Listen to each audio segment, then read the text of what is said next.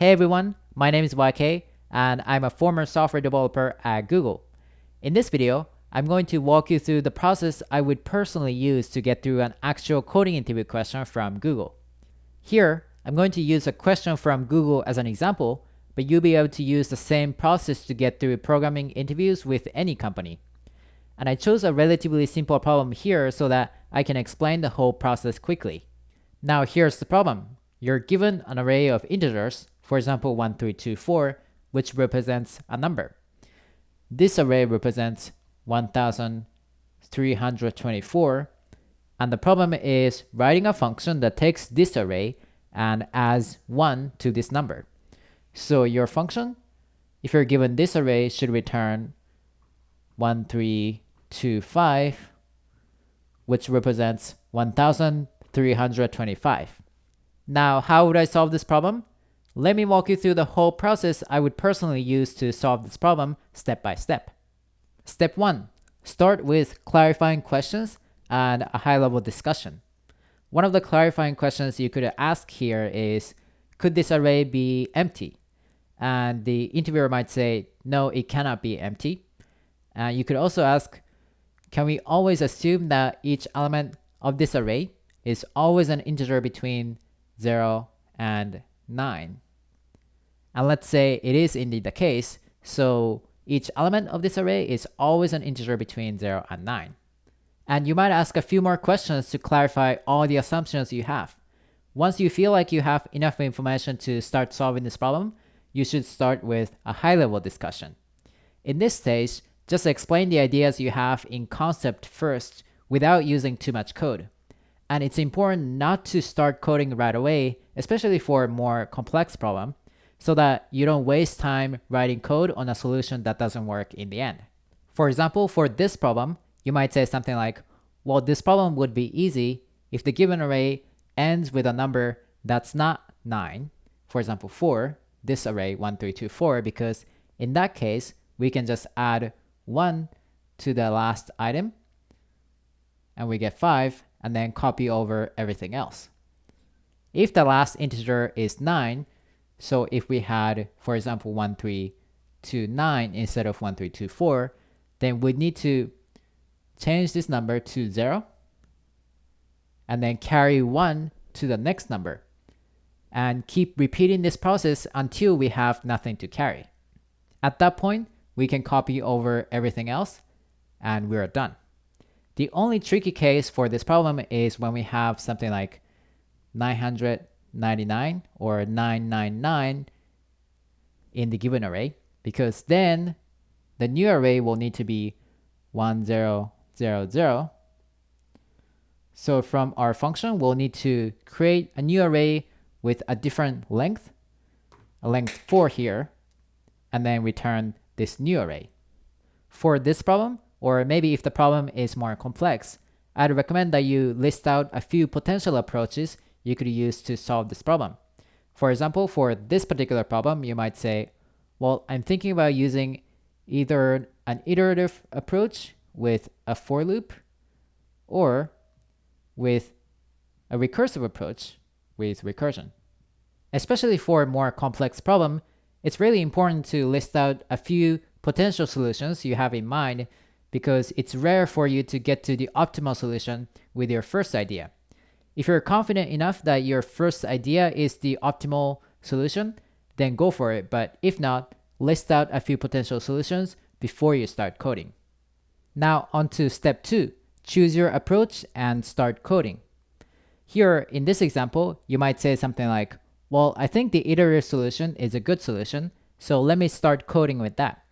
Or if you're not 100% sure if your solution is correct or optimal, you could also say something like, well, I think the iterative solution is good.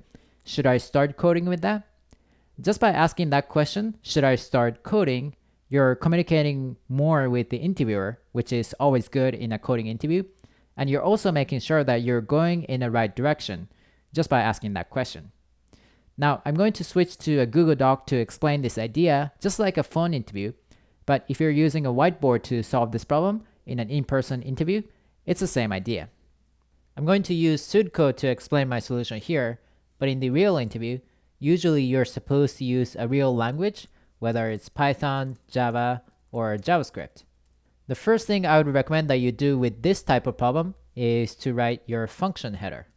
In this case, it might look like this. Define add1, our function, with the input given array. And explain the input and the output for this function. You might say something like, this function is going to take the given array as the input and the output will be the new array. For example, if you're given 1, 3, 4 as the given array, the output from this function will be 1, 3, 5. And you might say, instead of modifying the given array directly, I'm going to create a new instance of an array and then return that instead. This is necessary in case, for example, when the given array is 999, because in that case, we'll need to return an array whose length is different from the original array. After that, start writing your solution as you explain the code. And this process will be iterative in nature. So you might write a little bit of code, and then you might go back to thinking a little bit about your solution, and then write your code a little bit more. And my recommendation here is to always think with specific examples in mind as you write code. So for example, with this particular problem, you might say something like, well, the first thing we'll need to do is we'll need to create a new instance of an array, and then I'm going to create it with the length being the same as the original array, for example, 1, 3, 4. And if we have an edge case like this, where we have 999 or 999, then we'll need to create a new array again at the end of the function and then return that instead. So to create a new instance of an array with the same length as the original one, in pseudocode, we might write something like this. Result will be the new array, and then we're initializing a new array, an integer array, let's say, with the length being the same as given array's length. And another thing we'll need to take care of is the carry. So for example, if we had 199, and then if we initialize this array, for example, to 0, 0, 0, then when we look at this number, then we'll know that the last digit in the new number should be 0, and then we'll need to carry 1 to this number, and we'll know that the second number should be 0, and then carry 1 again, and we'll know that this number should be 2. And to keep track of if we need to carry anything, we'll just initialize a new variable called carry, and then we'll set it to 1 because we need to add 1 to the last digit. And with the example we saw earlier, this example, we saw that we need to iterate over each item or each digit from right to left. So we're going to do that with a for loop with for I from given array length -1 down to 0.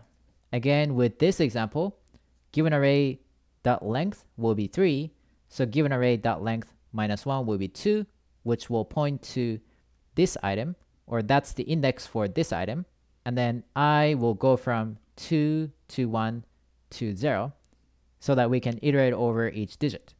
And we'll need to add the carry, either 1 or 0, to the current item, the current digit. We'll do that with sum equals given array square brackets I, the current digit, plus carry. And if this sum is equal to 10, we'll set carry to 1 because we'll need to carry 1 to the next number. And if sum is not equal to 10 or else, we'll set carry to 0. And the current digit in the new number or result of square brackets I, for example, if we're examining this number right here, we're talking about this digit, that number or result square brackets I should be sum mod 10. And this is just to say if the sum is 10, we should have 0 in result.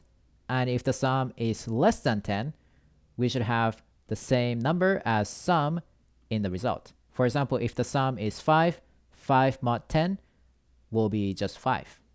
Now this takes care of most cases, except for this case when all the digits are 9.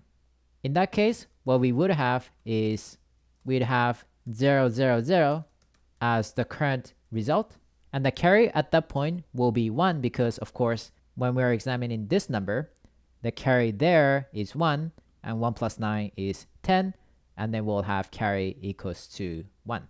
So after the for loop, if carry is still equal to 1, that means we have a case like this where all the digits are 9. We're going to take care of that by creating a new array and assigning it to result with a new integer array, given array, .length plus 1. So we're creating a new array here with the length being one item longer than the given array. And assuming that this initializes an array with all the elements being 0, we'll just need to set the first item to 1. And that way we'll be able to take care of this case when all the items are 9.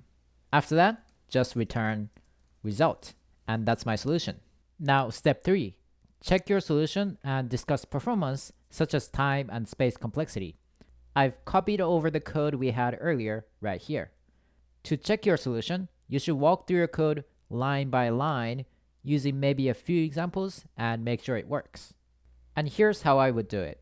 Let's think of one example, for example 1299 as the input given array. Then we can just look over this code line by line. Carry will be 1, and then result at the beginning will be, let's say, 0, 0, 0, 0, because this is just an array of the same length as the original array. After that, we're going to run a for loop for I from given array dot length minus 1. Given array dot length is 4, so I will start at 3, and it'll go to 2 to 1 to 0. When I is equal to 3, we'd be examining these elements, and the total will be given array square brackets 3, which is 9, plus carry, which is 1. So the total will be 10, and since total is 10, carry will still be 1. And the current item of result, or result square brackets I, or result square brackets 3 in this case, will be total mod of 10, which is 0. And we go to the next value of I, which is 2. We're going to repeat the same thing, and the current value of result will be 0, carry will still be 1, and then I becomes 1. When I is equal to 1, total this time will be given array square brackets I, which is 2, plus carry, which is 1, and so total will be 3. And since total is not equal to 10, carry will be 0, and then result will be 3 mod 10, which is 3. So the current value of result will be 3. And since at that point carry will be 0, total will be just given array square brackets I plus carry, but we can just ignore carry since it's 0. And total here will be 1, and carry will still be 0. And the current item in the result array, or result square brackets 0, will be total mod 10, which is 1. And after that, since carry is not equal to 1, it's still 0. We're going to return result, which is 1300. So that's how you can go through one example. To be sure, you can go through a few other examples too. For example, 999 or just 0. Now, in this particular example, the space complexity and the time complexity are fairly simple. Let's first think about time complexity.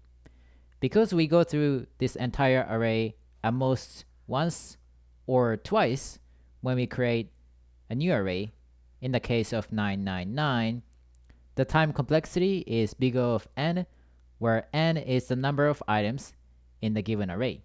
The space complexity will be big O of n as well, because the most space we create is for the new array, which is big O of n. And that's the framework I would personally use for cracking a Google coding interview, or coding interviews from any other company for that matter. If you like this video, I would also recommend my course on Udemy, 11 Essential Coding Interview Questions. And that's the framework I would personally use for cracking a Google coding interview, or coding interviews from any other company for that matter. If you like this video, I would also recommend my course on Udemy, 11 Essential Coding Interview Questions, in which I cover 11 of the most essential coding interview questions to master for your next coding interview. In case you're interested in taking the course, I put a discount code below in the description. Alright, thanks for watching this video, and I'll see you soon.